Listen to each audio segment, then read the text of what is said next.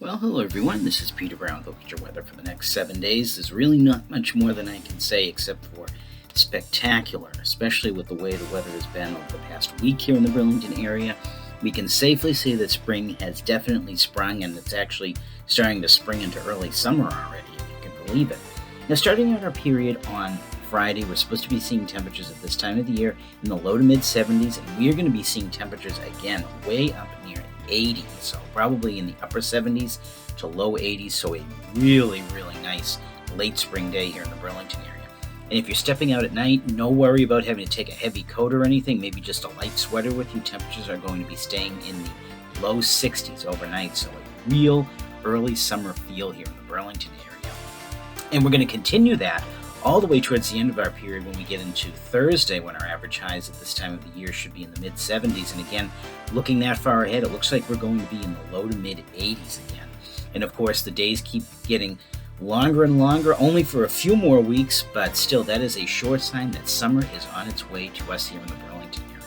So let's go ahead and take a look at what the Climate Prediction Center is calling for us here in the Burlington area in terms of temperatures and precipitation for the next 7 days. And looking at this first map, this is really no surprise after the type of weather we've had the past 7 to 10 days here in Burlington. Most of the eastern United States is going to be seeing chances of average or actually very good chances of above average temperatures, and we are definitely going to be no exception to that rule here in southern New England. Now, as we look at our precipitation chances, again, this is something that's also good for us right now to give us a chance to dry out just a little bit. We had quite a bit of rain as we were getting into the end of April and the start of May, and it looks like we are going to be drier than average for the next 7 to 10 days here in the Burlington area. So again, what does that really equal up to? Just warm, sunny, dry conditions. So perfect way to start to end May. Now, as we go ahead, let's take a look at those 7 days of weather coming up. And really, I can't say anything much more about this forecast. It pretty much speaks for itself. I'm going to see the chance of maybe some scattered thunderstorms over the weekend, and then as we get towards the end of the period, as well as a more significant rainmaker might be making its way in here. That's not positive right now, but hopefully that won't dampen our spirits around here too much. And again, starting out on Friday, our temperatures in the 80s, and Saturday back up into the low 80s, maybe even if the sun comes out a little bit more in the mid 80s.